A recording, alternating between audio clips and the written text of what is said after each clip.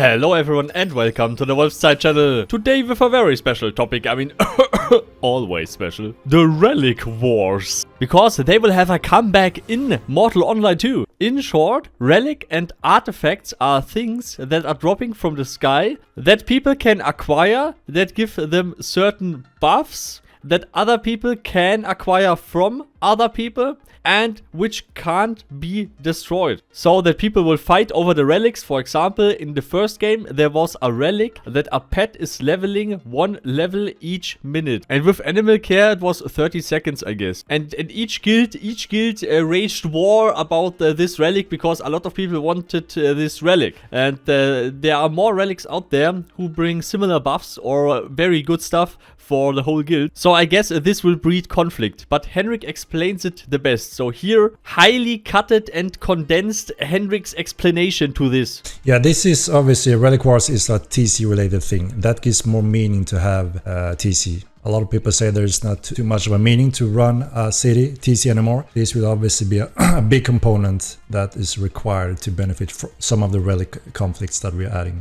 So when it comes to large groups and Zergs dominating the relic, as we saw partially in the first game, obviously we'll learn from that. So this time we're gonna change some of the rules there. We're gonna have multiple relics, so obviously one Zerg can't just take the one dropping, right?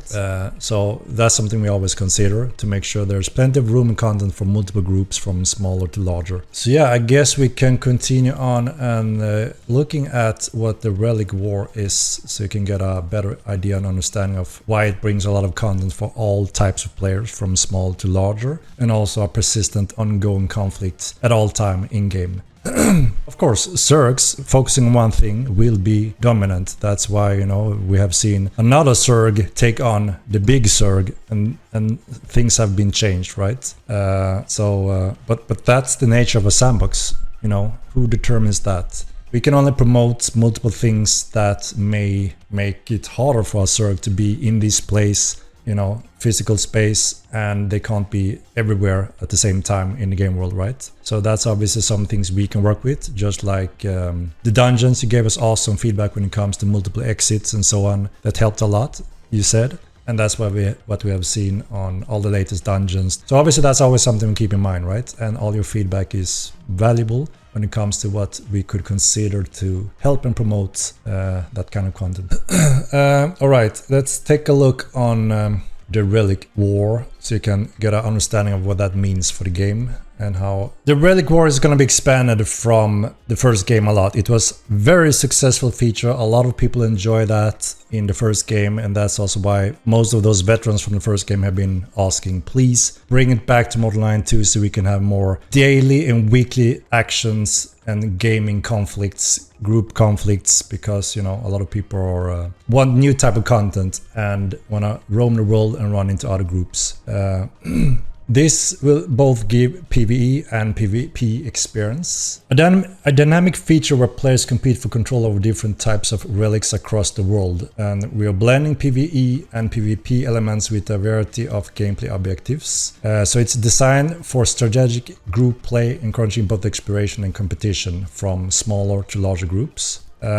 And the goal is to have never-ending conflicts and relic interactions in the persistent gameplay, rather than you know, something that happens once and then it takes a long time until we run into something else in terms of relics.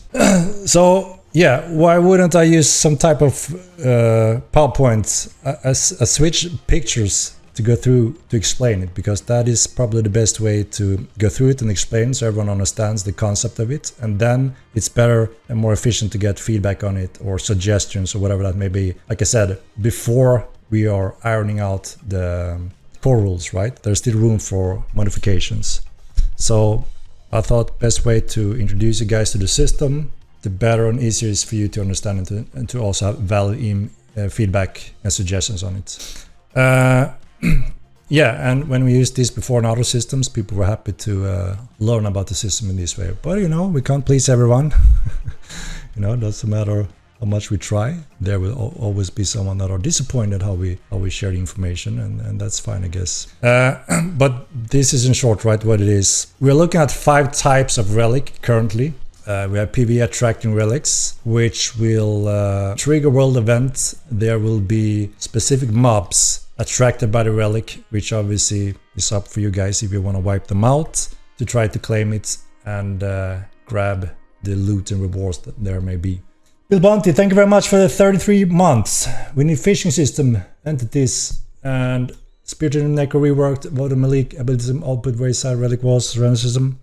No, so what I explained a little bit before, some systems are dependent on other systems, and this one was quite high up on the first vote. We are not removing some of the other systems that we are working on in the background as well, a few developers, and then other developers will join in on those features. So we still have the big roadmap that people have voted on, and we use that as a reference to try to deliver them in as fast as possible in terms of popularity. So we are still using that and not ignoring that, obviously. So we have the PvE types of relics, and then we have mineable relics, which means obviously good material that you can mine for a limited time. We have powerful weapon relics, you know, if you remember Sword of Tears that dropped in the first game, persistent weapon that are very powerful, which you can't log out with or bank or store in that types of way. You have to use it, and it will remain in the game world after you logged out as well. We have the territory control TC relics, which if you pick them up and bring them to your specific building in your TC city, you will be able to gain specific powers from these relics, and there will be multiple types, different types of buffs and different types of powers that you can utilize. And then we have a new type we call Conquer Relic. A little bit like Capture the Flag, we say. You try to hold this area free from other players that will allow you to access loot to this place over time. So we are dropping multiple relics, which means a server can't just go there and take it, right?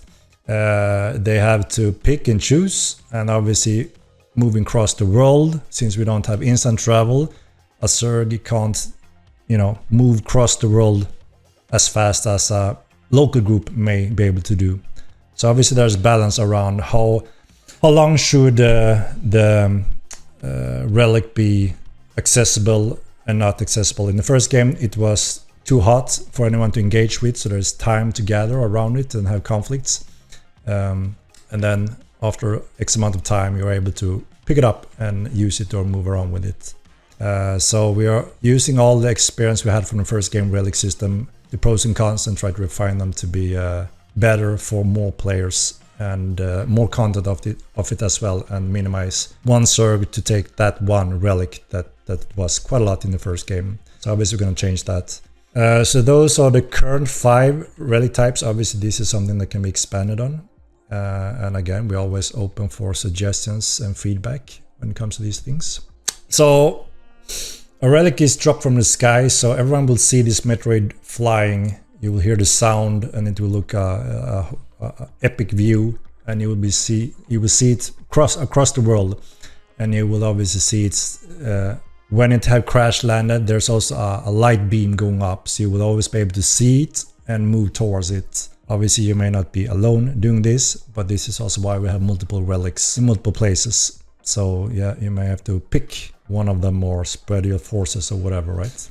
And yeah, as I mentioned, the different types, there are different objectives that is everything from resource gathering to combat, PvE, PvE. So there's something for every type of style, depending on what you're looking for as a group or player. And as I mentioned, they appear at random times. There are triggers and a few different rule set when it comes to when they will be dropped in the game. And as mentioned, you will not be able to delete these or store it in bank to just store it as a player and remove it. It will remain in the world. So anyone can always engage with them. You can always go there and siege them.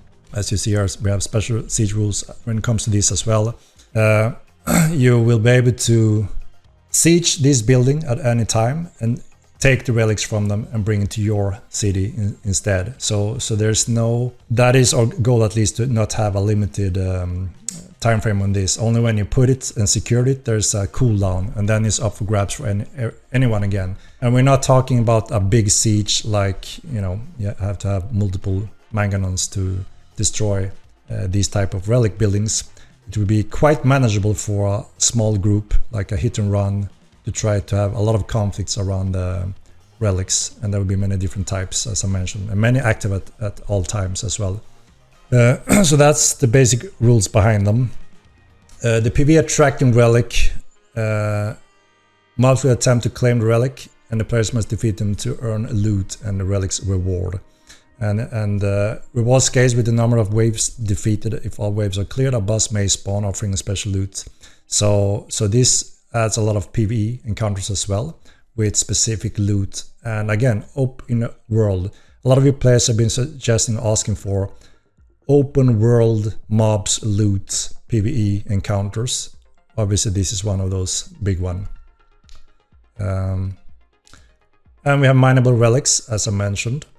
There will be powerful meteorites going down, and you will be able to mine them at limited time, which will obviously create conflicts between players that are interested in this, or just simply harvesting for very powerful materials. As you know, they're quite locked down today on mainland.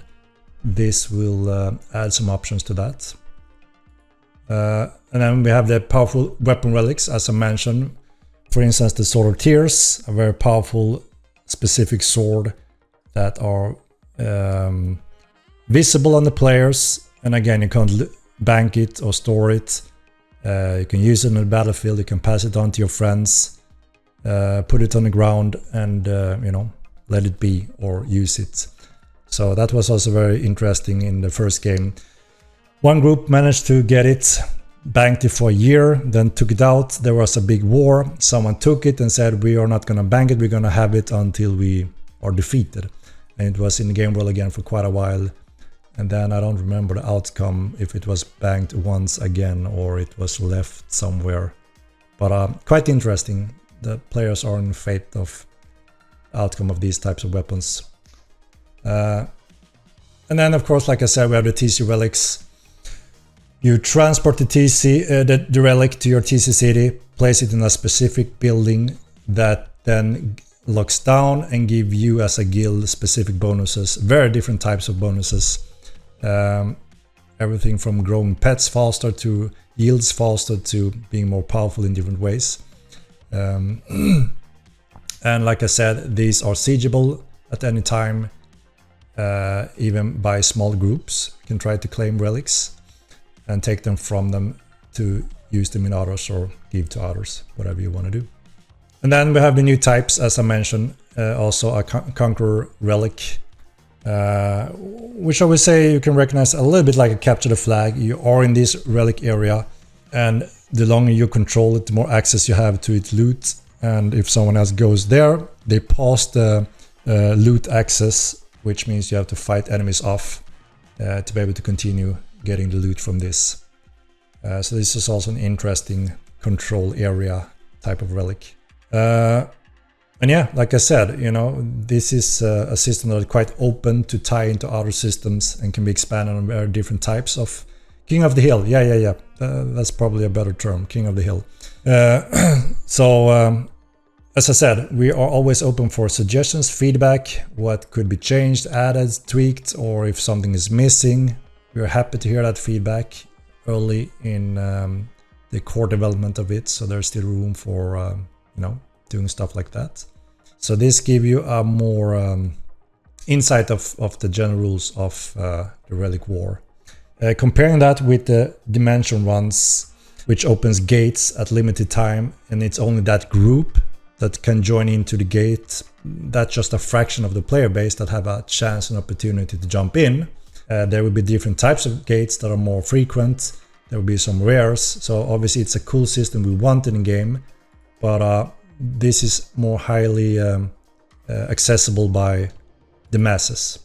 Even a solo player could go there and pick up a little relic and wield this amazing sword and have no clue what type of sword he's wielding, but he may also become a target because he's carrying something very visually standing out.